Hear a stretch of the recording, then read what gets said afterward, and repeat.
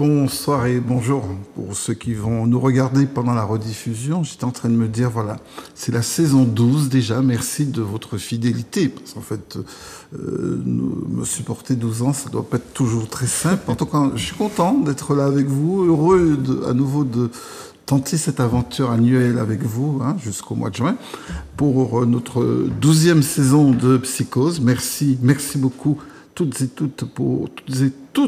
tous, ouais, j'en suis presque ému de votre fidélité à Zouk TV. Alors, pour commencer cette saison, ça va être très médical, mais en même temps très, comment dire ça, on va dire philosophico-médical, mais en tout cas, c'est un sujet qui va être très débattu au cours de ces prochaines semaines.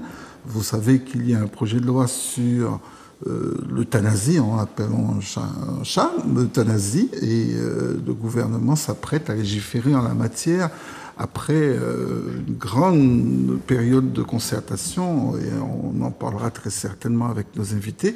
Nous arrivons là maintenant à la décision politique, et ça ne nous empêche pas, nous, à Zouk TV, grâce à vous, d'en parler. C'est d'ailleurs le thème de ce soir. A-t-on le droit, a-t-on la possibilité de choisir sa fin de vie librement? Voilà, c'est très large, mais ça va vous permettre au 71 27 07 de nous donner votre avis, nous dire ce que vous en pensez. Est-ce que vous êtes d'accord? Est-ce que vous n'êtes pas d'accord? De toute façon, vous avez encore la possibilité de l'exprimer. On le fait dans l'ambiance de la maison. Vous savez, très bon enfant. Chacun donne son avis. Et nous avons la chance pour nous guider, pour nous éclairer d'avoir deux personnes très importantes et très chères pour nous ce soir. Docteur Kathleen Poloma, bonsoir. Oui, bonsoir. Merci beaucoup de nous avoir invités. Je suis très contente d'être là. Alors, je rappelle que vous êtes praticienne hospitalière, ou praticien hospitalier, comme vous voulez, responsable de l'équipe mobile de soins palliatifs au CHRU de Fort-de-France. Merci, Kathleen, d'être avec nous, merci, docteur.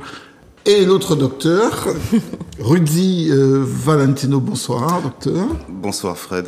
Merci de votre invitation. Je suis ravi de vous avoir. Vous êtes pneumologue, réanimateur et surtout aussi directeur de l'espace de réflexion éthique. On est au cœur de cette réflexion éthique parce que c'est une vraie question. Est-ce que c'est envisageable de choisir sa fin de vie? Est-ce que vous en êtes d'accord? Quelle est votre position? Tout le monde a son avis. On respectera bien évidemment les avis des uns et des autres. Mais alors, avant de vous entendre, et vous pouvez déjà le faire, j'ai, docteur Valentino, une question à vous poser. Où est-ce qu'on en est de cette grande concertation qui avait été faite et que vous avez animée? J'ai eu la chance de participer à votre exposé au tribunal judiciaire. Où est-ce qu'on en est? Est-ce que c'est terminé, ce grand débat national? Ça aboutit à quoi? Alors, vous l'avez bien dit, il y a eu une consultation nationale sous la forme d'un panel de citoyens qui ont été triés sur le volet, qui étaient censés être représentatifs de la population française. Ils étaient donc 184. Ils se sont enfermés dans une enceinte pendant un mois. Ils ont pu consulter des spécialistes dans tous les domaines, des soins palliatifs, des philosophes, des personnes travaillant dans les services de soins palliatifs, des personnes de la société civile, le corps religieux, et pour pouvoir donc réfléchir à la question d'une évolution éventuelle du cadre législatif de la fin de vie. La question posée par le président de la République était celle-là: est-ce que le cadre législatif aujourd'hui répond aux évolutions sociétales? Oui ou non? Sinon, faut-il évoluer dans un sens? Et la question, vous l'avez dit, sous-jacente, c'était: faut-il aller vers une aide active à mourir? Voilà. La question centrale de cette consultation citoyenne. Et donc cette consultation citoyenne s'est tenue au mois de décembre dernier. Les conclusions ont été données au président de la République en février dernier. Et maintenant, la réflexion suit son cours dans l'enceinte du Parlement et du Sénat, et en tout cas est posée sur le bureau de l'exécutif. A priori, un débat parlementaire qui va s'ouvrir, qui était prévu à la fin de l'année. Manifestement, ce sera au premier trimestre 2024. D'accord. Et alors, les personnes qui ont été choisies, elles ont été choisies de façon arbitraire ou on a choisi Absolument. Un panel représentatif? Comment ça a été fait? Non, un panel représentatif par le CESE national qui a pu sélectionner des personnes qui sont censées donc refléter la société française aujourd'hui. Voilà. Docteur Poloma, dans la question, on parlait déjà de l'existant, puisque le président de la République nous a demande encore aux parlementaires, et peut-être, comme disait docteur Valentino, en début d'année prochaine, parler de l'existant. Alors, c'est quoi l'existant pour l'instant, pour la fin de vie, pour les personnes qui ont assister à une fin de vie? Qu'est-ce qui existe Alors, effectivement, là, il y a les soins palliatifs, effectivement, qui sont au cœur de la fin de vie, mais tout le monde est concerné par la fin de vie, puisqu'il n'y a pas de suspense, on va tous mourir, malheureusement. Voilà. Donc, tout le monde est concerné, en fait. C'est que ce soit les soignants, l'entourage, les patients qui sont malades, qui ont des maladies graves, évolutives, qui vont aboutir, effectivement, à la mort. Et effectivement, il y a cet accompagnement par les soins palliatifs qui est développé depuis des dizaines d'années et du coup, effectivement, qui évolue avec la société selon les questionnements qui sont posés. Donc, les soins palliatifs sont des soins, en fait, c'est encore des soins. Donc, c'est pas quelque chose de passif où on attend que les choses se passent, qui sont en fait personnalisés, justement, pour s'adapter à la situation du patient, que ce soit au niveau médical, au niveau social, au niveau psychologique, avec ses volontés. Donc là, c'est ce qui existe. Et depuis quelques années, c'est vrai que c'est centré sur la volonté du patient. Il y a longtemps, effectivement, les médecins avaient un petit peu tout pouvoir, mais actuellement, c'est centré sur ce que veut le patient. C'est déjà ça. C'est déjà ça. On ne peut pas avoir de soins palliatifs sans que le patient n'y soit associé. C'est ce que vous êtes en train de me dire, docteur. Alors, tout à fait. C'est-à-dire qu'en fait, le projet de soins, de soins palliatifs, est fait en fait avec le patient, pour le patient. Donc évidemment, on cherche à savoir justement ce qu'il veut. Voilà, sa volonté. C'est ça le plus important. Et c'est sa conscience, comme ça peut arriver. Tout à fait. Il peut y avoir des lésions cérébrales qui peuvent amener certains patients à ne pas pouvoir. Tout à fait. Effectivement, on sait que dans les phases avancées, les patients ne sont parfois plus possibles de communiquer.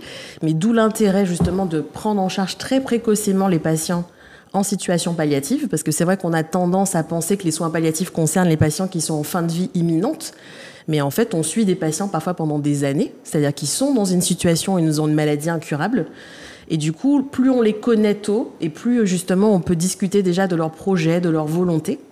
Mais si effectivement on prend en charge un patient qui est déjà dont la conscience est altérée, on va chercher à savoir s'il a rédigé des directives anticipées, s'il a une personne de confiance qui pourrait nous témoigner de ce qu'il aurait voulu, ou sinon l'entourage pour nous dire un petit peu ce qu'il aurait souhaité. À condition évidemment qu'ils aient pu en discuter avant. Et c'est souvent pas le cas parce que c'est un sujet qui reste encore un peu tabou, où justement on n'ose pas trop parler peut-être de sa mort, vraiment avec son entourage. Pourtant c'est essentiel qu'on puisse savoir, nous, ce que le patient aurait voulu. Et quand on n'a pas toutes ces informations, mais effectivement la décision est collégiale, c'est-à-dire qu'on va interroger les médecins qui s'occupent du patient, mais aussi tous les soignants qui gravitent autour, pour essayer de trouver le meilleur, entre guillemets, pour le patient. Voilà. D'accord, mais alors, si, en vous écoutant, docteur Poloma, j'ai le sentiment qu'il y a déjà un outil, et si le président de la République, et je me retourne vers vous, docteur Valentino, si le président souhaite modifier ou demande un avis sur une éventuelle modification, c'est que ça ne suffit pas, visiblement. Alors, ce qui existe, c'est ce que explique de façon précise Dr Kathleen Poloma. Alors cette convention citoyenne en a conclu la même chose que vous, c'est que non, c'est que ils ont voté à 96%, donc ils étaient 184, donc à grande majorité du panel de personnes ayant participé à cette convention ont jugé que la situation actuelle ne correspond plus au cadre légal en matière de fin de vie. et qu'une évolution législative serait justifiée. Alors, vous avez posé la question de l'existant, en centrant tout de suite la question sur les soins palliatifs. Ça a le mérite d'exister. C'est une médecine extrêmement difficile, essentielle, je dirais, mais malheureusement, les ressources ne sont pas suffisantes. Oui, c'est un constat justement de cette convention citoyenne, et c'est un constat qui est une évidence, puisque 7 personnes sur 10 qui nécessitent une prise en charge en soins palliatifs n'ont pas accès aux soins palliatifs.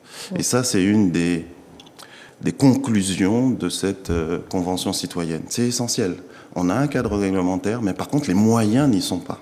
Alors, les structures de lits palliatifs, les médecins, les soignants de soins palliatifs ne sont pas en nombre suffisant. Alors, est-ce que, et la question est posée à vous deux, Dr Poloma et Dr Valentino, est-ce qu'il n'aurait pas fallu renforcer l'existant plutôt que de légiférer sur une aide active à mourir? Allez, voilà. Moi, je plaide pour ma paroisse, bien sûr, qu'il faut développer les soins palliatifs. Alors, l'un est... c'est un débat de société, hein, mais du coup, il ne faut pas forcément les opposer. Mais effectivement, c'est vrai que le cadre qui existe n'est pas connu ou mal connu, que ce soit par les soignants, par les patients, par leurs familles. Et du coup, c'est vrai que si on avait plus de personnes, de ressources, de moyens, du coup, peut-être que cette évolution ne serait peut-être pas nécessaire. Mais effectivement, dans tous les cas, pour moi, il faut développer les soins palliatifs. Vous, mais je plaide pour ma paroisse. Alors, encore une fois, Fred... Votre paroisse est bien défendue. Merci. Encore une fois, les soins palliatifs sont indispensables, mais insuffisants. Mais l'existant ne se limite pas aux soins palliatifs. Nous vivons dans un monde, dans une organisation sociale. Et quand vous parlez de fin de vie, il faut mettre les mots en face. Quand on parle de fin de vie, on parle de la mort. Nous allons tous mourir, c'est même notre condition humaine. Nous sommes les seuls animaux sur cette planète qui savons que nous allons mourir. Et pourtant, alors que nous savons que nous allons mourir, nous ne nous préoccupons pas de notre fin de vie, de notre finitude. Et vous savez pourquoi d'ailleurs? Ça nous angoisse terriblement dès le début. Il faudrait que vous ayez invité aussi un psychologue, un philosophe. Là, vous avez invité 2 médecins. Et là, les médecins que nous sommes vont vous entraîner au lit du malade. Vous parlez de mort et vous parlez de maladie. Des maladies chronique, puisque nous avons aujourd'hui, dans le monde dans lequel nous vivons, une explosion des maladies chroniques. La Martinique n'est pas épargnée. L'hypertension, le diabète, l'insuffisance rénale, les accidents vasculaires cérébraux. Bref, nous aurons tous, à un moment donné, un handicap, une expression de la maladie qui vont amener un handicap chez nous. Et même si l'espérance de vie a beaucoup augmenté au cours du siècle dernier, la durée de notre existence où nous allons vivre sans handicap, c'est aux alentours de 64 ans. Donc, ce qui fait qu'au moment de votre retraite, vous allez avoir un handicap.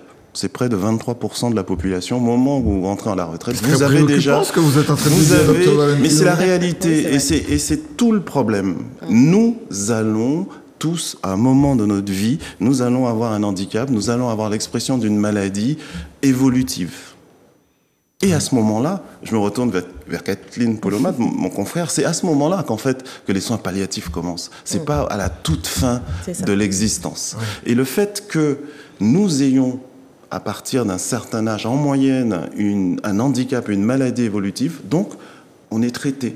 On a une prise en charge médicale. Et cette prise en charge médicale va perdurer jusqu'aux derniers instants de la vie.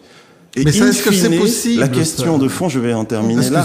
La question de fond, c'est cette médicalisation de la fin de vie que vous voyez là, et c'est pour ça que maintenant, c'est pas comme dans les années 50, on ne meurt plus à la maison, avec son entourage, avec ses enfants, en transmission. On meurt à l'hôpital dans 70% des cas ou dans un institut de santé. Et donc, vous voyez, il y a une médicalisation de la fin de vie, une surmédicalisation de la fin de vie, puisqu'il y a des gens qui meurent dans le service de réanimation où je travaille, des gens qui meurent dans le service des urgences. Donc, il y a peut-être une surmédicalisation en fin de vie. Et tout ça, pourquoi?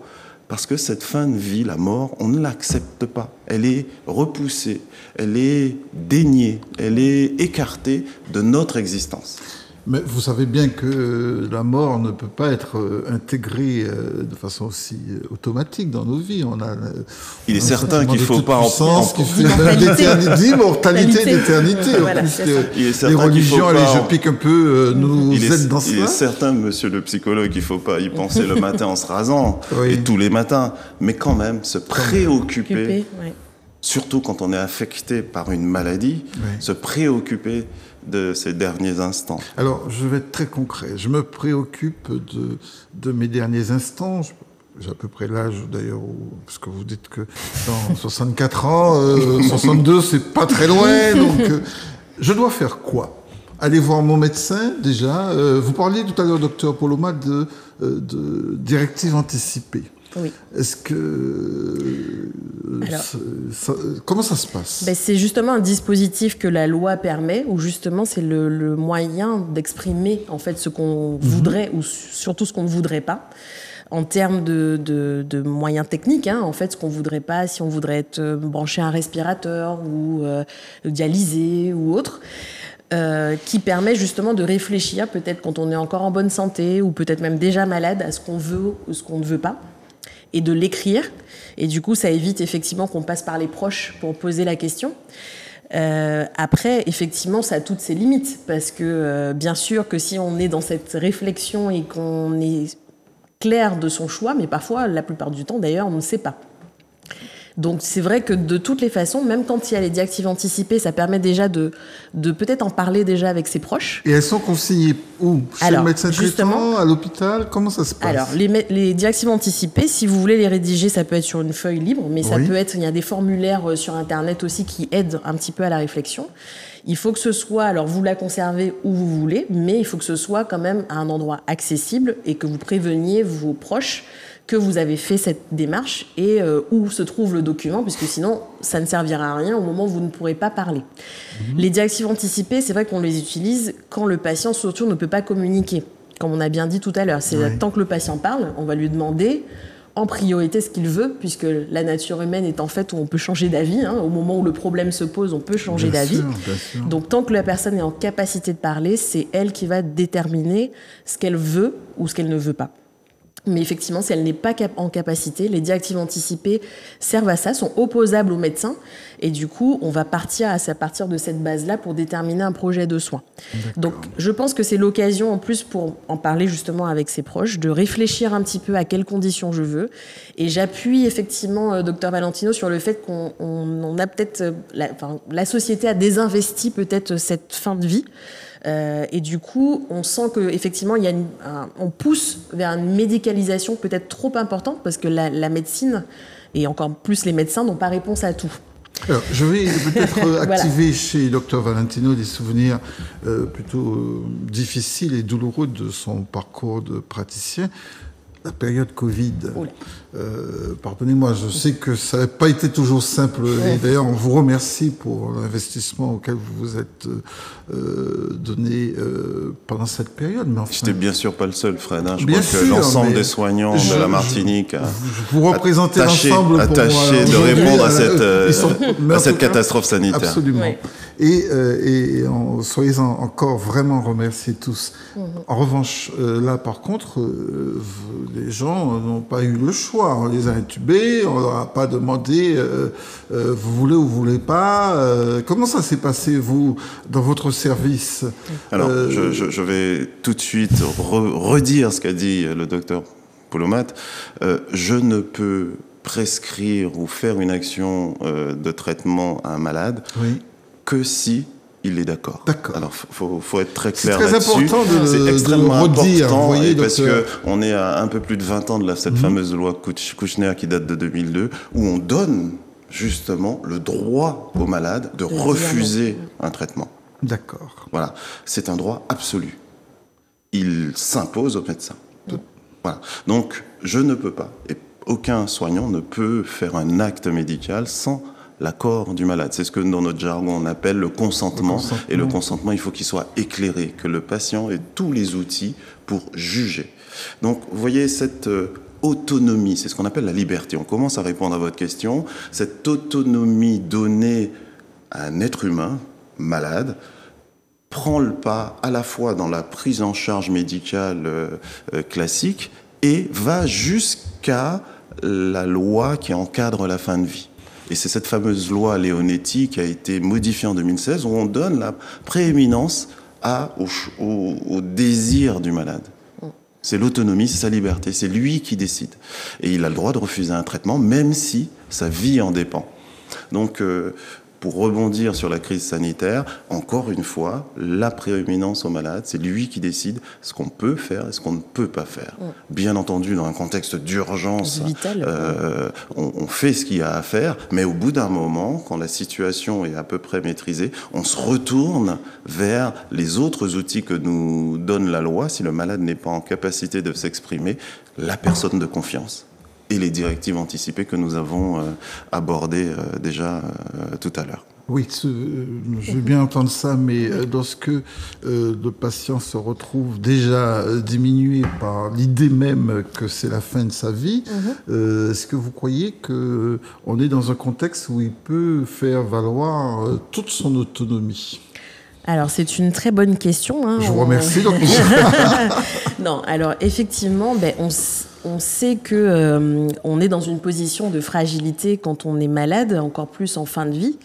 Mais même en position de fragilité, on a son mot à dire et souvent les patients l'expriment très bien d'ailleurs. Et par contre, effectivement, il y a beaucoup de facteurs qui peuvent influencer cette volonté. Et c'est là où ça devient plus complexe, parce que la nature humaine étant complexe, un patient peut vouloir quelque chose ce matin et plus la même chose l'après-midi et plus la même chose le lendemain, ce qui est normal. Et surtout en fin de vie, il peut y avoir une certaine ambivalence, mais je parle sur le contrôle du psychologue. Et du coup, c'est vrai que nous, on va toujours on est attentif à ce que le patient souhaite et on est attentif à ce qu'effectivement, il puisse répéter sa demande pour confirmer. Parce que, effectivement, en position de fragilité, on peut avoir des périodes où on est triste, des périodes où on est mieux, et du coup, on ne prend pas les mêmes décisions. Donc, un malade qui exprime quelque chose, une demande, par exemple, d'aide à mourir, on va s'assurer qu'il répète sa demande, on va s'assurer qu'il ait compris les conséquences réelles de sa demande, on va voir s'il le répète à plusieurs personnes différentes, pas que le médecin, et du coup, ça permet de voir, en fait, un petit peu, justement, comment le patient, qu'est-ce qu'il y a derrière ces demandes, cette volonté. Alors, vous savez que je vais être très cash, puisqu'il oui, faut bien qu'on soit... voilà. Aide à mourir, ça veut dire que c'est létal, c'est-à-dire que vous injectez un produit létal. Alors, alors, on explique létal. Juste avant d'aborder ça, et on va vous répondre. Hein. Oui. Ce que disait le docteur Polomat est très important. Ce qu'elle vous a décrit là rapidement, puisque les besoins d'émission, et il y a un mot pour ça qui est magnifique, ça s'appelle de l'accompagnement. Oui, que nous faisons, ce que Kathleen Polomat fait en matière de fin de vie, c'est qu'elle accompagne quelqu'un qui va mourir. Et pour ça, il faut le temps. Il faut parfois respecter du silence, il faut parfois écouter, il faut respecter les changements d'attitude dans la journée ou de décision dans la journée. Et il faut, bien sûr, il faut des accompagnants. Mais il y a un temps pour ça, un temps qui s'écoule et qu'il faut respecter. Et il y a des expressions non verbales aussi. Il faut être attentif, il faut être dans la sollicitude. Et c'est une discipline absolument magnifique, ce que Kathleen Polomat fait en soins palliatifs. Et donc, la question cash que vous avez posée, il faut là encore faire très attention. Une aide active à la fin de vie. Alors, c'est ça l'euthanasie en fait, non ? Non, on va être très prudent et on va là encore aller au fond des choses parce que nous sommes des médecins et Kathleen Polomat va m'aider à vous répondre. Il y a 4 situations. D'accord. Vous avez le droit en France de vous suicider déjà. Voilà une liberté totale. C'est-à-dire ? Vous pouvez vous suicider. À l'hôpital ? Ah non. Non. Je vous parle, vous rentrez chez vous, vous pouvez vous suicider. Oui, bien sûr. C'est un droit. Oui, et ça s'appelle mener à bien, de façon libre, sa fin de vie. D'accord. Dans un cadre de prise en charge, vous avez ce qu'on appelle la loi Leonetti, qui répond à 99% des situations. Très clairement. La loi Leonetti, il y a 3 points. L'interdiction de l'obstination déraisonnable, c'est-à-dire faire de l'acharnement thérapeutique, c'est interdit. Le deuxième point, encore une fois, essentiel pour nous, l'autonomie du malade. Le troisième point, c'est calmer les douleurs, accompagner au sens holistique, large, c'est-à-dire la souffrance physique, psychique, faire en sorte que le malade ait ce dont il veut. La visite de l'aumônier, la communion, son entourage, tout faire pour répondre à ces demandes. L'évolution de cette loi, c'est que quand les médicaments pour calmer la douleur ne suffisent plus, eh ben on vous endort pour que vous ne puissiez pas souffrir. Voilà le cadre. Qui prend cette décision? Voilà le cadre légal aujourd'hui qui existe en France. L'euthanasie aujourd'hui, et là je vais terminer là, est interdite en France. Voilà. L'euthanasie étant injecter un produit létal à un malade qui le demande. Ça, c'est absolument interdit en France aujourd'hui. Très important de le repréciser. Voilà. Ça. C'est fondamental. Il ne faut pas qu'il y ait d'amalgame. Voilà. Je réaffirme encore les choses. Donc, on n'aide personne à mourir. On accompagne, c'est-à-dire qu'effectivement, on ne va pas plus vite et on ne freine pas non plus les choses, puisque la mort, c'est un processus naturel. Mais quand on décide d'une sédation profonde avant la fin, c'est une façon de... Alors, tout à fait, docteur. D'aider à mourir.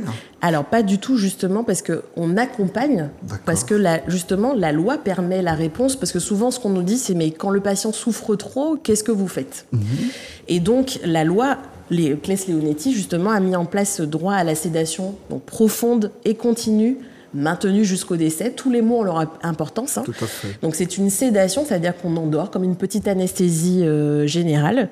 Et du coup, il y a 3 conditions, effectivement. Il faut que le patient, son pronostic est en jeu à court terme, son pronostic vital. Donc, c'est pas, donc il y a une espérance de vie qui est très limitée en termes de jours ou de semaines, enfin d'heures plutôt ou de jours plutôt. Tout à fait, ouais. Il faut qu'il soit dans un cadre de symptômes qui soient réfractaires à tous les traitements, donc une souffrance qui est réfractaire. Donc c'est le malade déjà qui dit que c'est insupportable pour lui, mais ça veut dire aussi que le médecin a tout essayé pour soulager ses souffrances. Donc c'est pas la solution rapide. Il faut déjà qu'on ait tout mis en place pour que le symptôme qui gêne le patient le plus soit le plus soulagé. Et du coup, à partir de là, à la demande du patient, ou si le patient n'est pas conscient, ça peut être aussi à la demande du médecin qui prend en charge. Et dans tous les cas, il y a toujours une procédure collégiale, donc avec des médecins qui prennent en charge le patient, mais aussi un médecin extérieur à la prise en charge, l'avis de toute l'équipe, donc toute l'équipe paramédicale a son mot à dire, les infirmières, les aides-soignantes, celui qui nettoie la chambre, tout le monde a son mot à dire. Et du coup, on va proposer ça. Et on va vérifier si on est dans les clous, justement. Et du coup, ça permet d'endormir les patients. Mais du coup, le produit qu'on injecte, c'est pas quelque chose qui tue. C'est-à-dire que c'est quelque chose qu'on utilise au quotidien, dans beaucoup de services, et du coup, qui va simplement baisser la vigilance du patient, comme un sommeil, pour justement qu'il ne se voit pas souffrir ou qu'il ne souffre pas, puisqu'il a un symptôme qu'on n'arrive pas à contrôler. Alors, j'ai un patient, une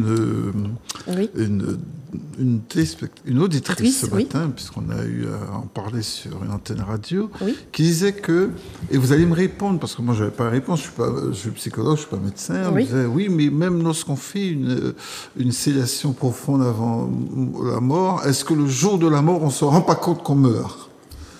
Qu'est-ce qu'on peut répondre à ça ? Moi, c'est une bonne question. On le saura tous un jour, mais pour l'instant, ça, je ne sais pas ce qu'on ressent au moment où on meurt. Par contre, effectivement, on a des éléments, des échelles qui nous permettent d'évaluer la souffrance physique. Ouais. Et comme a dit Dr Valentino, la souffrance, elle n'est pas que physique. Donc, quand un patient est en souffrance, on a beaucoup de moyens actuellement, médicamenteux, des moyens techniques pour soulager les douleurs physiques.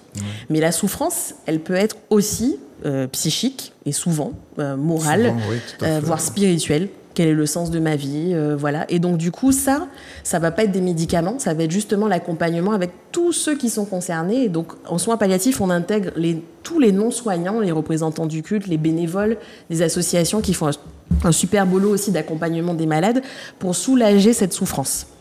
Et voilà. Et donc après, maintenant, au moment du passage de la mort, en fait, ça par contre, ça on ne sait pas ce que la personne ressent.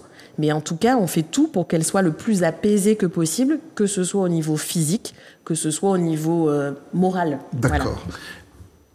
Voilà. Retenez, Fred, que dans ce que dit ma confrère, c'est un soin.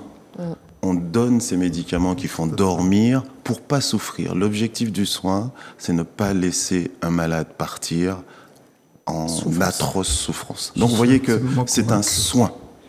Je suis intimement convaincu, sauf que je me dis, j'entends aussi que vous êtes en train de nous dire, de toute façon, l'euthanasie en France est interdite, on entend. Mais est-ce que ça veut dire que dans les semaines qui vont venir, là, on va la légaliser ? Très probablement. En tout cas, alors, pour revenir à l'aide active à mourir, elle est de deux types. Il y a une aide directe, c'est l'euthanasie, à la demande du malade. Oui, bien sûr. Avec des conditions précises. On injecte au malade un médicament létal. Létal, oui. Ça, c'est... Expliquons aux téléspectateurs, médicament létal, c'est un médicament qui va faire mourir. Voilà. Où l'heure du décès est prévisible. D'accord. Et donc là, on est dans une rupture totale de la prise en charge médicale. Et les collègues des soins palliatifs et la grande majorité des médecins, si on en croit les sondages, sont opposés à l'euthanasie. C'est ce que j'ai compris, notamment le Conseil de l'Ordre. Le Conseil de l'Ordre s'est prononcé. Sachez pourtant que l'euthanasie est légale dans de nombreuses démocraties européennes. La Belgique depuis 2002, l'Espagne récemment, le Portugal et l'Espagne récemment en 2021. Dans de nombreux États aux États-Unis, par exemple. Voilà. Et pourquoi vous, médecins, enfin, en général, vous êtes réfractaires, vous l'avez dit avec un ton, docteur Valentino, qu'on ne peut pas ne pas être convaincu, à l'euthanasie. Alors on a dit docteur Valentino, mais c'est vrai que... alors, c'est vrai que dans en tout cas, l'accompagnement palliatif, on est dans le soin, comme le docteur Valentino a dit. Donc, en fait, on n'a pas effectivement choisi ce métier d'accompagner les patients pour pouvoir, en fait, raccourcir leur vie. Et on est qui, en fait, du coup, nous, pour justement raccourcir. Et c'est vrai que pour nous, ça rompt un petit peu le contrat de soins. C'est aussi pour la boîte de Pandore, c'est-à-dire que attention aux dérives, parce qu'on a bien dit que c'est des situations qui sont toujours très complexes, très personnalisées, où les patients peuvent changer d'avis, où la médecine peut évoluer, où il y a la famille aussi autour, parce qu'il y a celui qui part, il y a celui qui reste, ceux qui restent, pardon. Et donc du coup, c'est vraiment des situations qui sont très complexes, et du coup, on a envie plutôt d'avoir plus de moyens pour faire ce qu'on fait, parce que la plupart du temps, effectivement, on arrive à accompagner les patients vers une mort la plus apaisée que possible. Après, je comprends qu'il y ait certains qui se posent la question dans certaines situations et qu'il y a des patients qui demandent ça, mais c'est vrai que l'euthanasie, ça implique pas que le patient, ça implique aussi les soignants, la famille, la société. Et c'est vrai que ça pose beaucoup de questions. Je pense que c'est un vrai débat de société. Ça ne concerne pas que les soignants. Et peut-être faut se poser la question, est-ce que la mort doit être la fin de vie et la mort doit être gérée que par les médecins? Moi, c'est la vraie question que je me pose. Donc l'euthanasie doit-elle être gérée vraiment que par les médecins? Ah ouais, qui donnera le produit? J'aimerais insister pour que vos téléspectateurs retiennent quand même que la loi actuelle répond à beaucoup de situations. Quasiment toutes les situations, et que nous parlons de choses absolument exceptionnelles. Il y a probablement des situations où la loi, l'encadrement, rien ne marche pour apaiser le malade. Et la question de fond, est-ce que l'euthanasie peut être un soin dans une situation absolument exceptionnelle? Je ne sais pas y répondre, parce que je n'imagine pas personnellement cette situation-là. Mais peut-être qu'un jour, dans ma carrière, j'y serai confronté, peut-être. Mais je ne l'imagine pas. Je pense aujourd'hui que j'ai les outils pour. L'autre aide active à mourir, Fred, c'est le suicide assisté. Oui, parlons-en. C'est l'assistance médicale aux malades qui le demandent, encore une fois, dans des conditions précises, dans les pays où ça existe, la Suisse par exemple, dans des conditions précises où le malade peut demander de l'aide à mourir. Pour cela, c'est le médecin qui lui prescrit une substance. Et le malade, il l'utilise pour abréger sa vie. L'exemple le plus... entre l'euthanasie et le suicide la différence est fondamentale. Ah ben justement. Elle est fondamentale. Là, vous avez un malade qui s'injecte lui-même la substance létale, et l'autre, l'euthanasie, là donc, nous sommes dans le suicide assisté, le malade s'injecte lui-même la substance létale ou l'ingère, et dans l'autre cas, l'euthanasie, à la demande du malade, le médecin injecte une substance létale. La différence est fondamentale. Tout à fait. Le tu ne tueras point, c'est une valeur, un principe moral qui a fondé notre civilisation. Transgresser une telle valeur éthique et morale, ça ouvre effectivement une espèce de boîte de Pandore où on peut faire face à des dérives, notamment envers les personnes les plus vulnérables, c'est-à-dire les personnes âgées, les personnes handicapées, les personnes souffrant d'un handicap mental. Ça peut ouvrir des portes vers des choses qui sont absolument abominables. On doit se demander est-ce que c'était vraiment nécessaire de légiférer si tout ce qui existe est déjà bon. Pourquoi il faut aller plus loin que ça? Alors, qu'est-ce qu'il y a derrière je vous répondrai que dans d'autres pays démocratiques, cette offre, ce droit, ils appellent ça comme ça, aux malades, existe. Encore une fois, depuis plus de 20 ans en Belgique. Récemment, encore une fois, le Portugal et l'Espagne. Donc, il y a une demande sociétale suivie par le politique, probablement, qui s'oriente vers ces choses-là. Alors, pourquoi ? Parce que, encore une fois, nous vivons dans une société de la performance. Et quand vous vieillissez, quand vous êtes atteint d'une maladie, vous vous sentez peut-être un peu rejeté par cette société de la performance, de la vitesse, de la force, et vous vous sentez, quand un certain âge, inutile, un poids mort. Oui. Et ça, c'est terrible. C'est la mort sociale précède la mort physique. Les personnes âgées se sentent totalement isolées pour un tiers d'entre elles. Un tiers des personnes âgées avant de mourir se retrouvent totalement isolées, sans proches. Et donc, dans cette situation-là, vous comprenez bien, Fred, que l'envie de partir vous trotte par la tête. Mais lorsqu'on a et ça peut, juste pour terminer, ça peut engendrer de véritables syndromes dépressifs. Je m'adresse aux psychologues. Un syndrome dépressif qui peut amener à se suicider, à demander à mourir. Ou alors même à glisser tout simplement. À glisser tout simplement. Oui. Mais il y a des jeunes qui sont... Parce qu'on a tendance à penser qu'on meurt au 72, 75 ou 80, mais il y a des jeunes à qui... Tout à fait.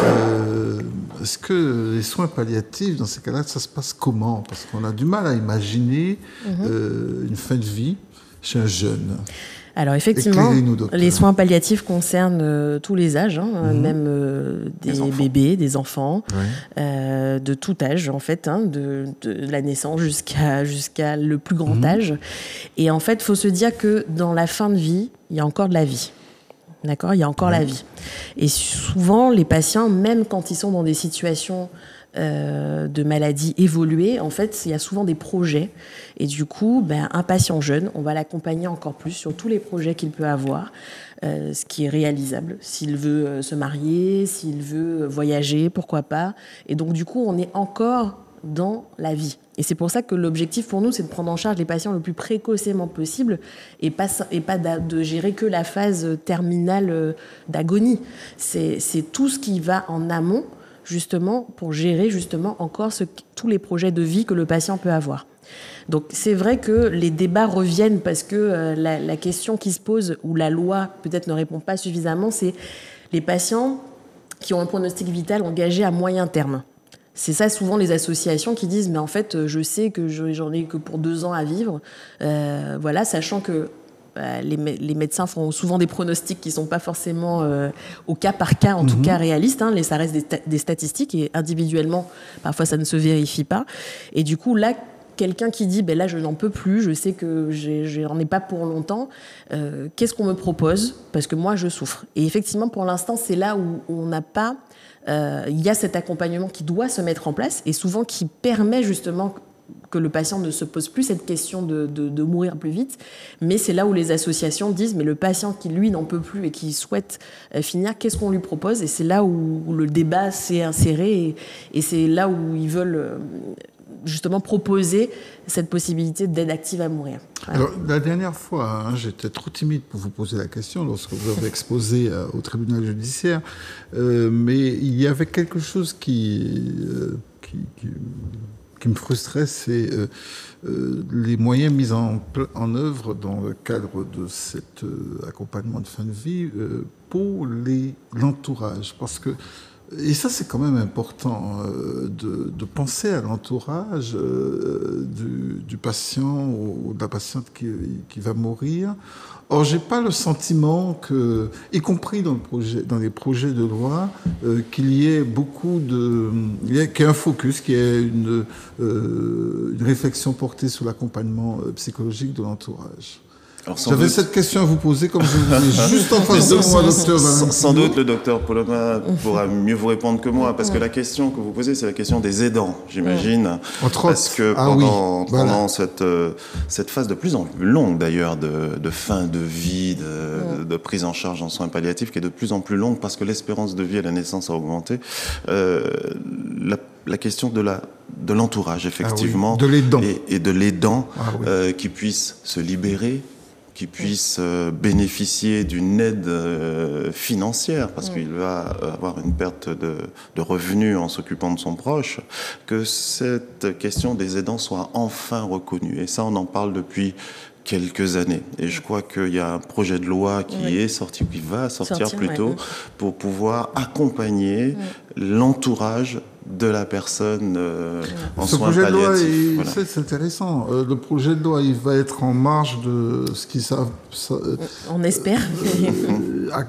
Quand je dis en marge, il sera dans le projet. Ça veut dire qu'on aura enfin pris en compte cette question Alors, on espère. Après, il y a beaucoup de mystères autour du projet de loi. On n'a pas encore très bien les contours réels de ce qui sera proposé, que ce soit pour l'euthanasie ou pour les aidants. Mais c'est vrai que c'est très important. Et nous, c'est la première chose dont on se préoccupe après le patient, c'est comment vit l'entourage, parce que on sait que les aidants parfois s'épuisent même plus vite que le patient. Parfois décèdent avant. Voilà. Et actuellement, en fait, ce qui nous pose le plus grande difficulté dans la prise en charge, c'est effectivement que les aidants sont démunis, c'est-à-dire qu'on leur demande de gérer à domicile. Et d'ailleurs, souvent, c'est le souhait du patient de retourner à domicile, sauf que parfois, ce n'est pas possible parce que justement, la famille en difficulté ne peut pas se libérer pour plusieurs raisons, que ce soit financière, que ce soit morale. On voit aussi qu'il y a un peu un rejet de la mort hors du domicile.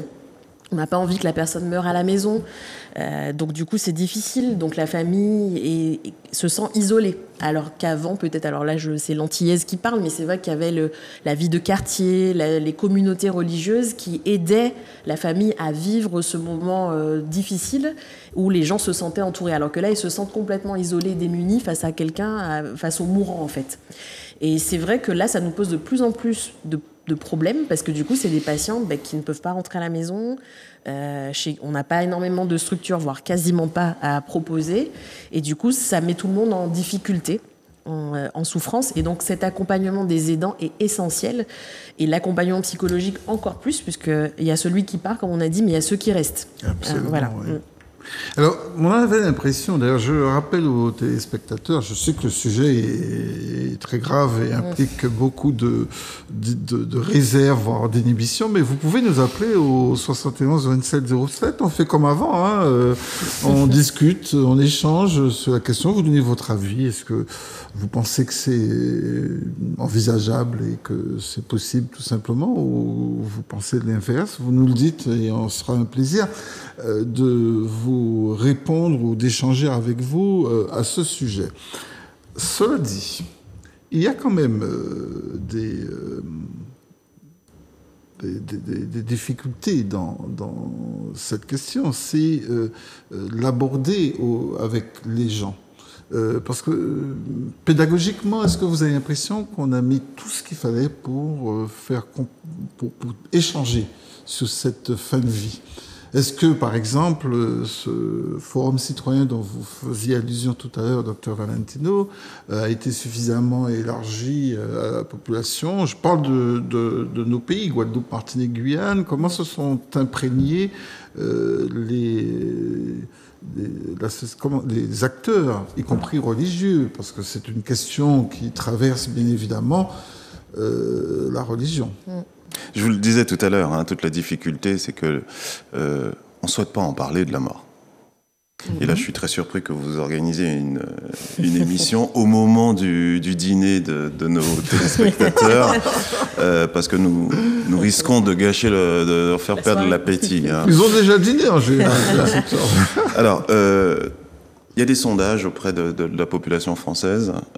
40%, un peu plus de 40% des personnes interrogées ne souhaitent pas parler de mort, de leur propre fin, de leur propre finitude. Et on se rend compte aussi que la loi, le cadre réglementaire actuel, 53% de la population n'en a jamais entendu parler. Ou ne veut pas en entendre parler. Ou ne veut pas en entendre parler. C'est moins de 20% de la population qui a rédigé des directives anticipées. Donc vous voyez le débat là, en fait, il n'est pas souhaitable par les personnes. Par contre, quand on arrive à discuter, à aborder le problème et que les gens veuillent bien s'ouvrir, et ça, il faut avoir un certain âge pour ça, là, on se rend compte que les gens, il y a un certain nombre de valeurs que les gens veulent voir respectées.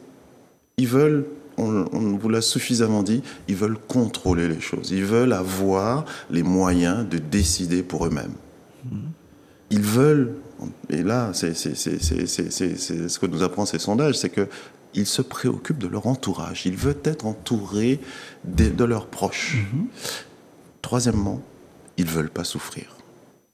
Ils ne veulent pas souffrir. Ils veulent avoir tous les outils pour ne pas ressentir de souffrance. Ils veulent bien entendu avoir tous les moyens pour pouvoir être soignés, mais ils veulent aussi ne pas souffrir. Et le dernier élément qu'on apprend de ces sondages, c'est que les gens, ils veulent mourir à la maison. Donc, en pratique, l'idéal pour nous, c'est de mourir sans souffrance, entouré de ses proches, dans son lit. Voilà. La réalité, elle est tout autre. Dans 70% des cas, je l'ai dit tout à l'heure, on meurt à l'hôpital. On meurt sur un brancard des urgences, on meurt en réanimation. Et pour quelle raison il y a un décalage total entre notre idéal et puis la réalité? Pour de nombreuses raisons. La première, c'est qu'il y a ce déni de la mort. Oui. Il y a ce sentiment d'immortalité quand on est sur sa moto, sans casque, ce sentiment de toute puissance. Et puis surtout, il y a aussi les soignants, il y a aussi des docteurs qui entretiennent ce sentiment que la médecine va pouvoir répondre à tout. Mais la mort, c'est toujours une souffrance physique et métaphysique que la médecine ne pourra jamais apaiser, en fait. Jamais totalement apaiser. On fera tout pour calmer les souffrances, bien entendu. Mais ce sera toujours une rupture physique, métaphysique pour les proches, pour le malade, sur lequel la médecine ne va pas pouvoir faire tout disparaître, toute cette souffrance. L'autre élément... ce déni de mort, c'est le fait, je vous le disais tout à l'heure encore, c'est que les médecins, on a tendance à vouloir penser qu'il y a toujours quelque chose à faire. Et d'ailleurs, même quand on a un cancer multimétastasé, une maladie dont on connaît l'issue à plus ou moins brève échéance, il y a toujours cette recherche d'une solution, d'une thérapeutique en arrivant aux urgences, alors que la situation est clairement une fin de vie et qui soit pris en charge dans un service avec un entourage. On n'est pas dans l'acharnement thérapeutique dans ces cas-là, lorsqu'on sait qu'il y a... Mais quand c'est le patient qui se présente avec la famille qui emmène le patient aux urgences, non.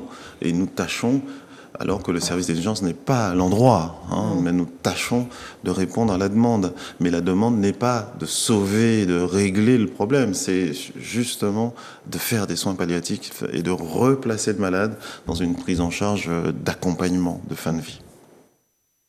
Annoncer la fin de vie. l'entourage, ça doit pas être simple. Il semblerait que ce soit votre rôle au médecin. Souvent, il m'a été dit dans les équipes que c'est quand même le médecin qui doit annoncer tout ça. Alors donc ça doit vous arriver souvent, Alors, dans votre pratique, c'est quelque chose que vous connaissez bien, docteur Poloma. Alors oui et non, c'est vrai qu'on annonce pas forcément des bonnes nouvelles, mais en tout cas, en fait, ce que je dis toujours aux soignants, c'est que oui, le médecin a un rôle central, mais en fait, tout est annonce pour le patient. Parce qu'effectivement, il y a le moment où on va prononcer les choses, c'est-à-dire qu'on va dire clairement, vous avez un cancer. On ne peut pas, il n'y a pas de traitement à proposer. Il y a des choses qui vont être dites par le médecin, qui a ce rôle de diagnostic, qui a ce rôle d'expertise, on va dire, scientifique. Mais en fait, tout est annonce. C'est-à-dire que l'infirmière qui va venir poser la perfusion pour que le patient aille faire un examen, le patient va dire « mais pourquoi je fais cet examen ?» Voilà. Donc, au final, tout le monde a son rôle. Et d'ailleurs, la première chose, c'est que les patients, souvent, ils font eux-mêmes en fait leur propre annonce, c'est-à-dire qu'ils savent déjà qu'il y a quelque chose de grave qui se passe. Et du coup, effectivement, le médecin est là pour encadrer en fait cette mauvaise nouvelle. Il faut pouvoir aussi accueillir la réaction du patient. Et c'est pour ça que je milite, on parlait de pédagogie tout à l'heure, mais c'est vrai que les premières personnes peut-être à former, c'est d'abord les soignants et peut-être en priorité les médecins qui connaissent très peu les soins palliatifs. On est très peu formés en fac de médecine, c'est vraiment après. Et d'ailleurs, c'est devenu une spécialité. Ouais. Mais c'est vrai qu'il faut cette sensibilisation le plus tôt possible, donc on milite pour ça. Et pour que tous les soignants aussi soient sensibilisés à ça, parce que souvent on nous dit il est palliatif, faut le prendre en soins palliatifs. Mais en fait, tous les soignants, quel que soit leur service, de la chirurgie à la médecine, de la pédiatrie à la gériatrie, vont avoir des patients potentiellement en fin de vie. Donc il faut que tout le monde puisse faire cet accompagnement de fin de vie. Et même si le médecin a ce rôle d'annonce précise, on va dire, mais en fait, tous les soignants ont leur rôle dans cette annonce, en fait. Et du coup, c'est pour ça que tout le monde doit être sensibilisé à accompagner les patients là où ils sont, puisque tous les patients n'ont pas vocation à venir en unité de soins palliatifs ou à être pris en charge par une équipe de soins palliatifs. Parce que il y a des équipes qui le font très bien, sans forcément que le patient... Mais par contre, nous, on apporte cette expertise, mais tous les patients n'ont pas forcément besoin d'une équipe spécialisée en soins palliatifs. Mais il faut que tous les soignants, par contre, soient sensibilisés à écouter le patient, à entendre ses volontés et à faire cet accompagnement. Docteur Valentino, comment on a pu glisser d'une société martiniquaise, guadeloupéenne ou guyanaise, enfin antillo-guyanaise, où la personne était au centre de la famille, à maintenant ce pourcentage qui doit être à peu près le même, 70% d'entre nous mourront à l'hôpital. À quel moment ça a glissé selon vous? Je sais que vous me direz, je ne suis pas anthropologue, je suis médecin, mais qu'est-ce qui s'est passé dans notre société pour écarter autant la mort? La médicalisation de la fin de vie. C'est les innovations. Non, ce sont les innovations scientifiques, biomédicales. C'est l'allongement de l'espérance de vie. C'est les formidables révolutions biomédicales. Enfin, l'espérance de vie à la naissance qui a pris 30 ans en un siècle. C'est ça la réalité de l'innovation scientifique. Vous savez, au début du siècle dernier, c'était 150 décès de nourrissons avant l'âge d'1 an pour 1000 naissances. Aujourd'hui, c'est moins de 4. Dans les années 50, on a inventé les antibiotiques. Et dans les années 70, ce sont les médications cardiovasculaires, là encore, qui a allongé l'espérance de vie de nos seniors. On sait traiter l'hypertension et on sait traiter l'insuffisance cardiaque. On sait la traiter. On n'empêche pas la maladie. Je ne suis pas en train de vous dire qu'on rend les gens immortels, comme les milliardaires de la côte ouest des États-Unis ont tendance à vouloir nous faire croire. Donc oui, on a entretenu un peu cette sensation, cette notion d'immortalité là. Et puis dans les magazines, oui, il y a toujours quelque chose à faire. Il y a toujours un comprimé à prendre. Et là encore, on oublie notre finitude, on oublie le fait que nous allons tous mourir depuis notre naissance. reconnaissance, c'est notre réalité d'être humain. Il faut vivre avec ça, avec cette idée que nous allons mourir, c'est anxiogène, ça, quand même, non? Faut vivre avec ça, oui. La vie, c'est aussi la mort, oui. En Martinique, en 2019, juste pour des chiffres, un peu pour caractériser les choses pour nos téléspectateurs, c'est 3559 personnes qui sont décédées en 2019. J'ai relu mes notes avant de venir vous voir. Oui, je vois, mais précision. Voilà. Non, mais et 40% sont décédés sur le site de l'Aménard. D'accord. Sur le site de l'Aménard, c'est 1600 personnes.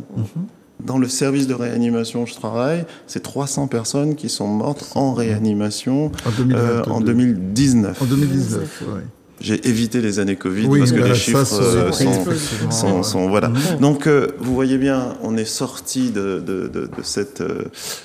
cet imaginaire qu'on a, nous, en tête. On a envie de mourir à la maison, entouré de ses proches, dans son lit, à côté de l'être aimé. Non, la réalité est tout autre, du fait, justement, de cette médicalisation, de ces innovations, de cette surmédicalisation, probablement, de la fin de vie. Porté par l'entourage lui-même, qui veut aussi écarter cette... Sans doute, parce que l'entourage peut être dépassé aussi. Oui. Vous avez parlé des aidants, de la situation des aidants. Quand les derniers instants arrivent et que voilà, il y a aussi ce refus aussi de la mort, et puis les personnes peuvent se sentir dépassées. Oui, ça je peux le comprendre. Il y aura certainement des résistances, y compris religieuses. Et comment vous allez faire face à tout ça? Parce que vous êtes au cœur du débat, vous, le corps médical, comme ça se dit si bien, sauf qu'il y aura quand même des positions tranchées sur qu'on a connues lorsqu'il s'agissait entre autres de l'IVG. Alors, je pense qu'on reste droit dans nos blouses, c'est-à-dire qu'en fait, nous, en fait, moi, je pense qu'il faut continuer à faire ce qu'on fait, c'est-à-dire qu'effectivement, on est face à un malade, à une personne qui a une histoire, qui est chaque cas. Moi, je dis ça tout le temps, mais on ne s'ennuie pas. Il n'y a pas, même si les patients ne sont pas des maladies, ce sont des personnes. Donc, ils ont chacun leur histoire et en fait, chaque situation va être différente, chaque cas va être particulier. Et donc, je pense que l'intérêt justement de ce travail, c'est vraiment de pouvoir aller nouer cette relation avec la personne pour comprendre ce qu'elle veut, ce qu'elle souhaite et du coup, essayer au maximum d'y arriver. C'est vrai qu'on a tous le fantasme de la bonne mort, c'est-à-dire qu'on a tous l'image effectivement de mourir entouré de ses proches, à domicile, face à la mer, voilà. Mais c'est pas possible effectivement pour tout le monde. Donc ça, on le dit aux patients, à la famille, c'est-à-dire que qu'est-ce que la personne veut? On va tout faire pour mettre en œuvre. Après, il y a ce qu'on veut et ce qu'on peut. Ça, c'est dans la vie aussi, c'est toujours ça. Il y a ce qu'on veut et ce qu'on peut. Mais en tout cas, je pense que il faut rester centré sur ça, c'est-à-dire sur la personne. Et justement, ne pas qu'une loi fasse une généralité et dire que voilà, dans tel cas il faut faire l'euthanasie ou dans tel cas il faut faire tel protocole. Les patients ne sont jamais des protocoles, c'est chaque cas est adapté, que ce soit au niveau des traitements que de l'accompagnement, chaque situation est vraiment unique. Voilà. Et vous en pensez? En fait, je ne peux être que d'accord parce que ce que le docteur Poloma vous décrit, c'est une attitude d'un médecin. En fait, notre travail, c'est de répondre aux attentes du malade. Rien d'autre. Rien d'autre. L'accompagner. Encore une fois, je reviens sur l'expression parce qu'on ne peut pas mieux le dire. C'est d'écouter la personne, sa liberté, son autonomie, et lui donner les clés qu'il puisse décider pour lui. Voilà. Donc, nous ne sommes pas dans le débat politique ou sociétale d'une évolution législative. Nous sommes plus préoccupés, nous, par la personne qui est en face de nous, le malade, et la personne singulière, et la relation singulière qu'il y a entre le malade et nous. Et la connaissance scientifique que nous avons, la connaissance médicale, au service du malade, et uniquement au service du malade. Écoutez, je crois qu'on a fait le tour de la question, parce qu'en fait, comme prévu, les spectateurs sur la mort, vous avez parlé de déni, de mise à distance, on peut comprendre cela, mais est-ce que vous pensez qu'on va y arriver à intégrer la mort dans notre processus vital? Est-ce que on y arrivera ou vous pensez que c'est perdu d'avance? Alors, on est tous concernés, de toutes les façons, que ce soit pour nous-mêmes déjà, mais aussi pour les proches qu'on va avoir. Et c'est vrai que souvent, les gens, quand ils ont été confrontés à la perte d'un proche, c'est après ça qu'ils se posent des questions. Et du coup, c'est souvent là où justement on va se poser des questions face à sa propre mort, et peut-être justement sur ce qu'on souhaite, sur peut-être recentrer aussi ses objectifs de vie. Voilà, donc tout ça, en fait, moi je ne perds pas espoir, donc je sais que forcément au quotidien, en fait, à un moment on est malheureusement confronté à un moment ou à un autre à ça. Et donc du coup, quand on a vécu un deuil, quand il y a eu une fin de vie difficile ou même qui a été brutale peut-être, forcément ça nous remet un petit peu face à ce questionnement qui est important, puisque du coup on va tous y passer, comme on a dit, ou c'est un peu pessimiste, on est un petit peu voilà. Mais comme on a dit, vraiment, moi je suis dans ce combat-là, c'est-à-dire que la fin de vie, il y a encore de la vie. Et du coup, c'est presque les patients à qui on annonce une fin de vie, ils ont ce temps en fait justement de préparer les choses, contrairement à peut-être une mort brutale inattendue. Donc il faut en fait pouvoir profiter de ce temps pour justement arriver à tout ce qu'on voudrait faire. Voilà. Et la médecine, encore une fois, ne peut pas tout. Ouais. C'est une très belle conclusion pour vous. La vôtre, ce sera quoi? Je la note. Et vous, ça serait... Non, oui, bon, alors, il y a d'autres civilisations à d'autres temps, il y a une, une vision de la mort qui est différente que celle que nous avons ici dans notre, dans notre civilisation occidentale. Je suis persuadé qu'en Haïti, à côté, la vision de la mort est totalement différente, avec une espérance de vie aux moins de 60 ans, à la naissance. Donc je crois que la vision de la mort est probablement plus acceptée, plus sage peut-être aussi. En tout cas, il n'y a pas de surmédicalisation en Haïti ou dans certains pays africains. Donc, avec une vision, une appréhension, une acceptation de la mort peut-être plus évidente, quoi. Ce déni de la mort là, il ne permet pas justement de parler de soins palliatifs, de parler d'handicap, de parler de vulnérabilité dans ce monde, encore une fois, qui va beaucoup trop vite et qui est beaucoup trop sur la force et sur la puissance, sur l'efficacité. Donc cette société-là ne permet pas justement d'aborder la question de la fin de vie et de l'handicap, de la vulnérabilité. Alors, c'est tout le problème, me semble-t-il. C'est cette société-là, ce poids de la société qui impose une espèce de rythme et une vision de l'être humain puissant et quasiment immortel.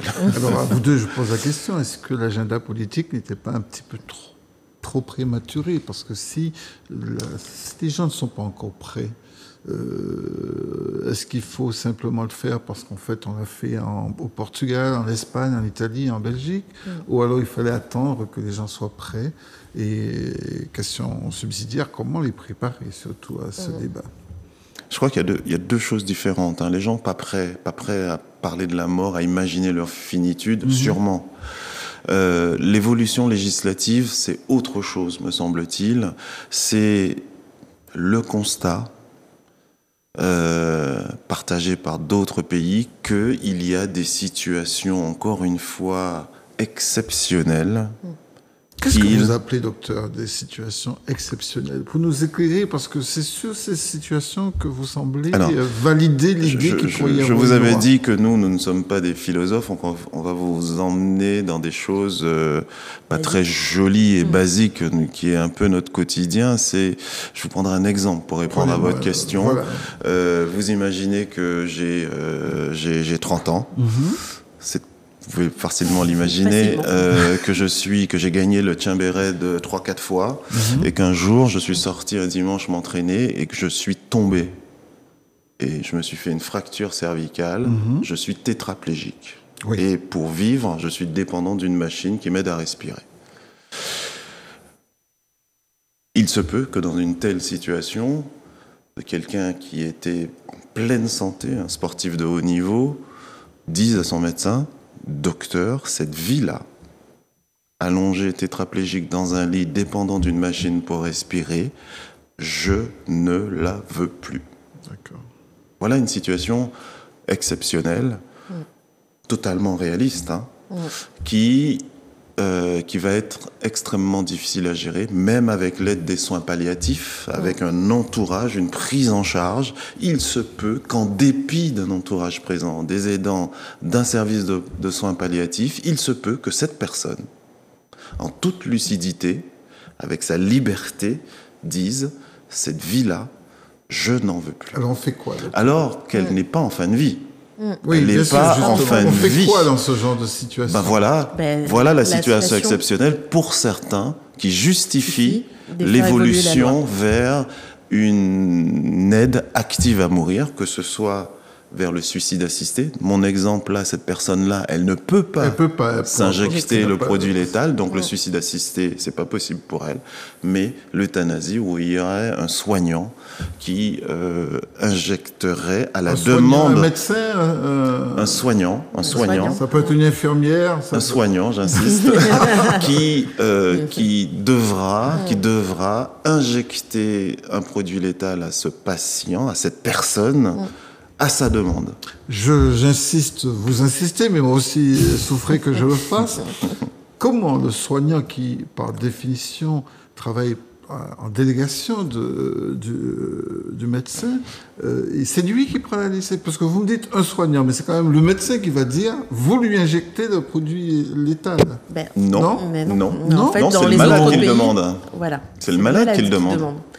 Dans les autres pays... Oui, mais le malade demande, mais il faut le faire. Attention, vous balayez d'un revers de la main une valeur importante dans le soin. C'est l'autonomie du malade, sa liberté. Ce malade-là, il est jeune, vous êtes son soignant, il vous dit « Docteur, je ne veux plus vivre cette vie-là ». Attention, vous ne pouvez pas balayer ça d'un revers de main. C'est sa liberté. C'est un être humain qui décide pour lui. D'un point de vue législatif, dans la Convention européenne, il y a un droit à la vie. C'est une chose extrêmement importante. Le tu ne tueras point, c'est écrit dans la loi. Mais par contre, il y a aussi la liberté. La liberté de choisir une vie de ne pas choisir une vie que je trouve indigne. Donc voilà les deux valeurs sur lesquelles qui s'affrontent. Oui, vous êtes dans un dilemme éthique. Mais c'est terrible, parce qu'en fait, si je comprends dans toute la liberté que le patient, dont le patient dispose dans le suicide assisté, puisqu'il dit « Donnez-moi le produit, je vais me l'injecter, docteur, prescrivez-moi », puisque ce sont les médecins qui prescrivent surtout ce type de produit. Alors, oui et non. Tandis que, oui et non? Parce que... ne dites pas que c'est en vente libre, quand même. Non, pas du tout. Mais ce que je veux dire, c'est qu'en fait, là, on est dans un système de soins. Mais par exemple, en Suisse, où le suicide assisté est légal, c'est une association. Donc, effectivement, avec des médecins pour prescrire. Mais c'est une association qui porte cette possibilité de suicide assisté.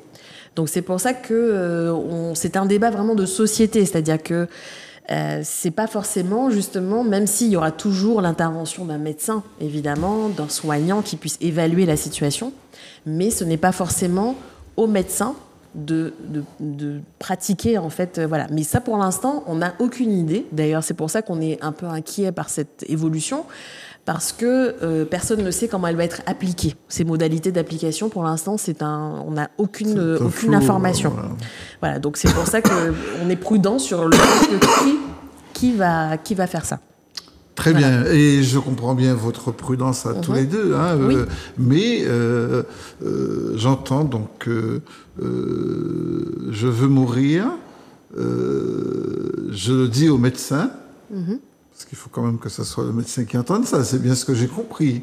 C'est pas le soignant. Pas que, parce que nous, alors on a régulièrement des patients qui demandent qu'on les aide à mourir. Oui. Mais du coup, dans 99,9% des cas, en fait, cette demande, elle disparaît une fois qu'on a compris la souffrance du patient.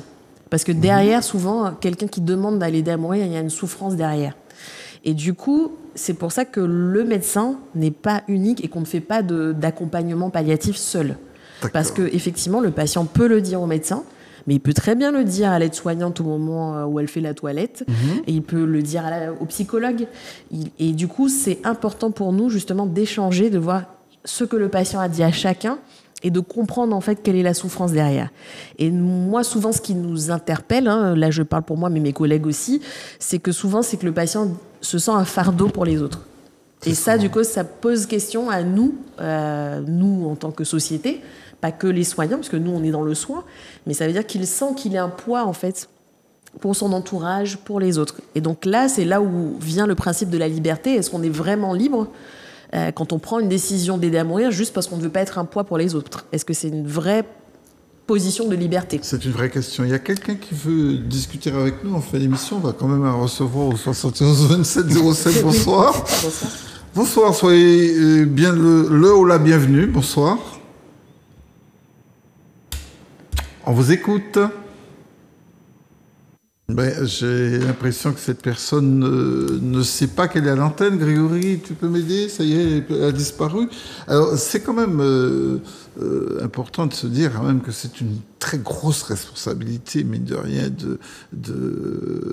d'aider à mourir. Et j'ai cette impression que les médecins n'ont pas envie d'endosser cela. Cette idée que ça soit eux. Dites-moi ça. Alors, je pense pas Est-ce que c'est ce que je perçois ou... Alors, je pense pas que c'est de la lâcheté de dire c'est pas à nous. C'est simplement que ce n'est pas dans notre vocation. C'est-à-dire que si on a choisi ce métier, effectivement, c'est pas pour se lever le matin et dire bon à qui je vais abréger sa vie. C'est-à-dire que et du coup, ça pose vraiment une question de conscience, de se dire voilà cet acte qui va être posé, comment l'assumer. La médecine évolue. Peut-être il y a quelques années, par exemple, il y a des patients, sans faire de provocation, mais quand ils mouraient du sida, peut-être qu'à l'époque, si l'euthanasie était légale, peut-être qu'on l'aurait proposé. Et que du coup, 20 ans plus tard, où ça se soigne très bien, le médecin qui aurait fait ça, quel questionnement. Donc vous voyez qu'en fait, il y a quand même une implication du soignant, et c'est pas dans notre vocation, en fait, de se dire, même quand on voit les patients dans leur souffrance, et évidemment qu'on se sent toujours impuissant et aucun être humain ne peut voir quelqu'un souffrir d'ailleurs.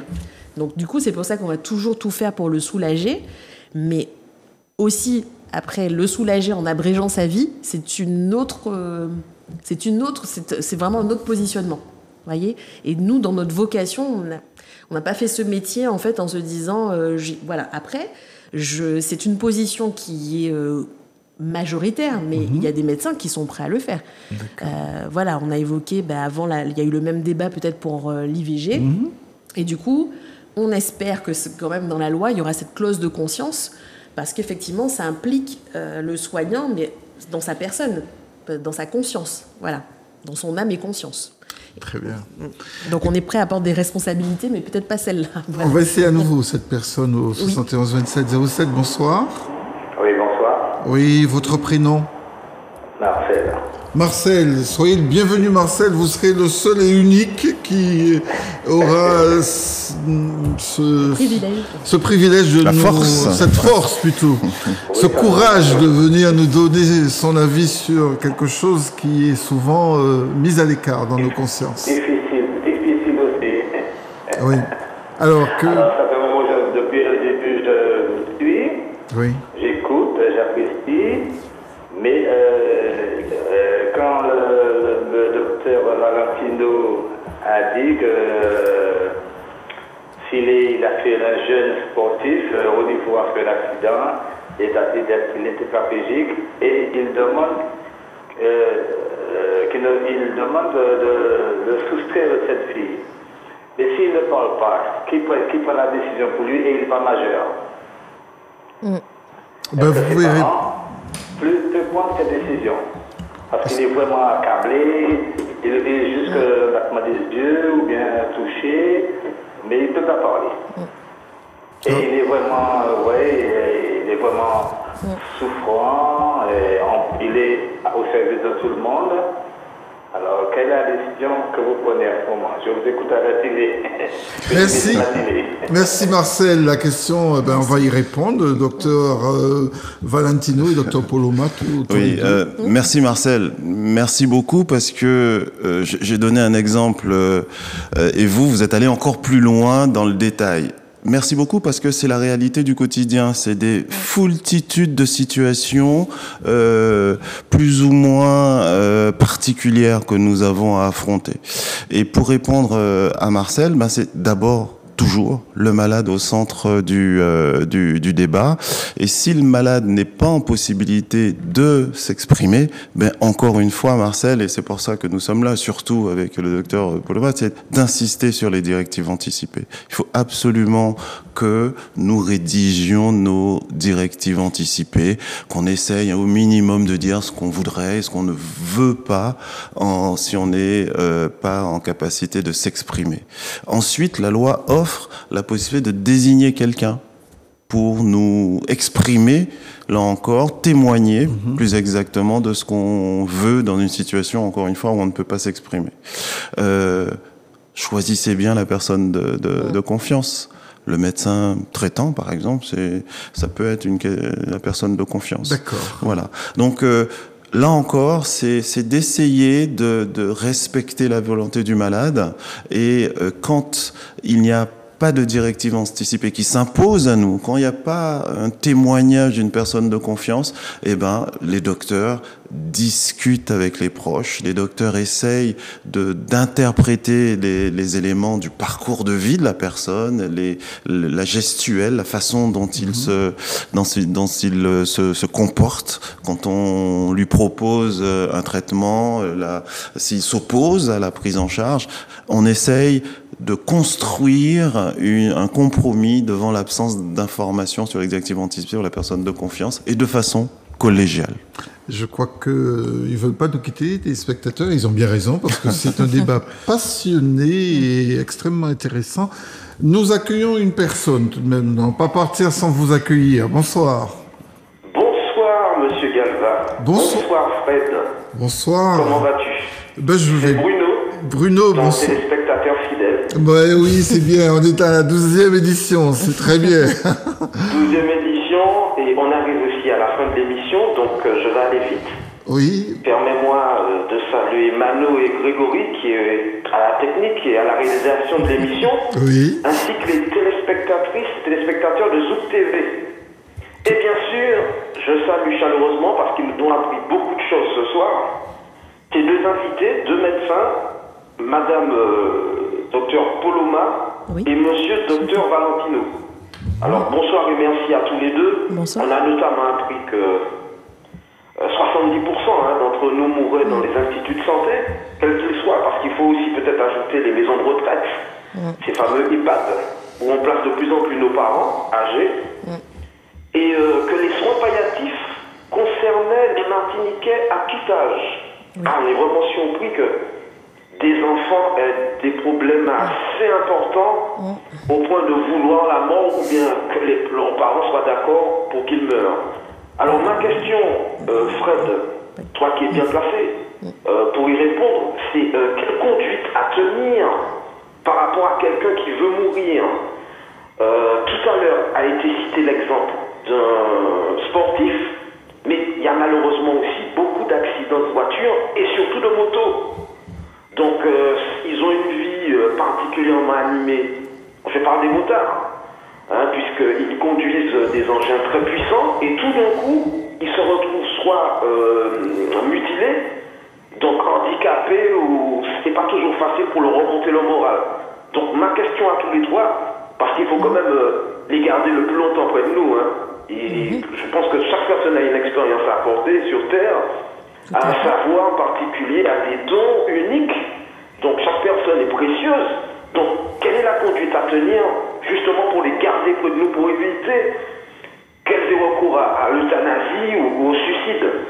Donc merci beaucoup à tous les trois en tout cas pour l'émission. On a beaucoup appris ce soir. Merci Fred et merci aux deux docteurs. Merci Bruno, merci aussi de ta fidélité. Merci beaucoup Fred, à bientôt. À très bientôt. À très bientôt. Qui veut répondre à la question de Bruno? Alors merci Bruno de la question. Ça permet un petit peu de repréciser les choses, juste de dire que les soins palliatifs, on n'est pas là pour aider à mourir. On est là pour accompagner.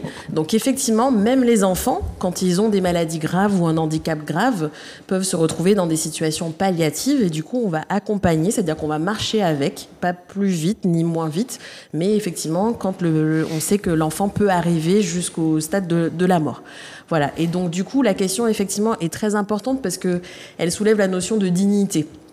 Et parce que, effectivement, quand quelqu'un naît handicapé ou se retrouve handicapé ou est dans une situation de dépendance extrême liée à sa maladie, souvent, il y a cette question de dire mais on peut pas laisser la personne comme ça, c'est indigne.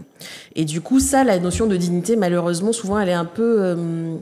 chacun a un petit peu sa propre notion. C'est-à-dire, est-ce que le fait d'être un homme, déjà, ne fait pas de nous, déjà, quelqu'un de digne, quelle que soit sa situation.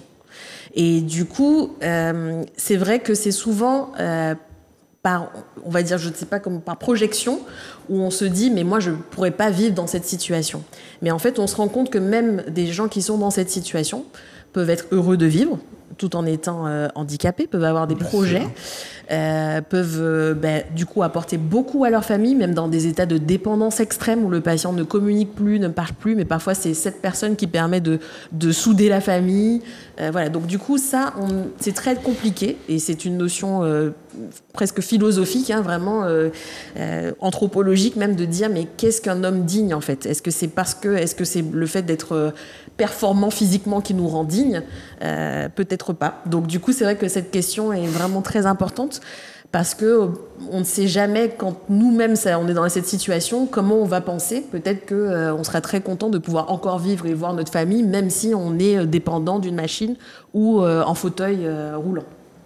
Voilà. Bruno demandait surtout comment maintenir les gens, parce que lui, son désir le plus intense, ce serait de voir les gens rester le plus longtemps quand même avec... Mais qualité de vie. Oui, mais est-ce que c'est possible lorsque la personne concernée nous dit « moi je veux mourir » ? Alors je voudrais revenir sur... faut se méfier en fait. Ceux qui parlent de fin de vie, c'est des bien portants. Ceux qui parlent souvent d'handicap, c'est souvent des bien portants. Faut se méfier parce que bien souvent, les gens, et c'est la grande majorité des cas, c'est la preuve que Kathleen Poloma travaille bien et que les rééducateurs travaillent bien, les gens arrivent à retrouver un élan vital. Les personnes qui sont handicapées de naissance, les personnes qui ont une myopathie, quand on fait des estimations de leur contentement, comme on dit chez nous, des échelles de satisfaction de vie, on se rend compte que les gens sont heureux de leur situation. Donc, la grande majorité des gens, déjà, pour rassurer Bruno quand même, lui dire, la grande majorité des gens, grâce à l'équipement qu'on leur apporte et que l'ergothérapie apporte pour faciliter leur vie, permet de retrouver un élan vital. Par contre, faut pas aller à Fort-de-France. Quand on voit l'absence de trottoir, la difficulté d'accès pour les personnes porteurs d'un handicap de sortir de chez elles, il y a encore, là encore, au niveau de la société, d'inclusion, de chercher à inclure ces personnes qui sont porteurs d'un handicap, quel qu'il soit d'ailleurs. Donc là encore, c'est nous, les bien portants, qui devons faire l'effort, comme disait Kathleen, de respecter la dignité des personnes, même quand elles sont malades, vulnérables, porteurs d'un handicap. C'est la société tout entière de tout faire pour permettre l'inclusion de ces personnes. Voilà qui est bien dit. Nous allons donc mettre terme. Je ne peux pas m'empêcher de vous remercier tous les deux, parce que nous en avons appris beaucoup, et d'autant plus que vous avez eu beaucoup à nous présenter des informations, peu d'appels, mais en tout cas merci quand même à Marcel et Bruno d'avoir eu le courage d'échanger avec nous d'un sujet qui, quand même, il faut le reconnaître, un peu difficile. Merci beaucoup, docteur Poloma. Merci beaucoup, docteur Valentino. Merci à vous, Fred, d'avoir osé aborder un sujet aussi difficile. Et c'est pour ça que je crois que les téléspectateurs ont été un peu intimidés par la gravité des propos. Mais... En tout cas, ce que j'ai beaucoup apprécié, c'est que vous nous avez donné les données les plus authentiques possibles. On a maintenant en main toutes les informations qui nous permettront de continuer de vivre en toute sérénité. N'oubliez pas quand même des directives anticipées. Je crois que vous avez beaucoup insisté là-dessus. C'est pendant qu'on est encore en forme et qu'il faut les faire. Absolument. Très bien, merci beaucoup à Grégory aussi et à toutes les personnes qui nous ont suivis. On se retrouve le 25 octobre, ce sera la prochaine édition. Donc d'ici là, prenez bien soin de vous. Merci beaucoup.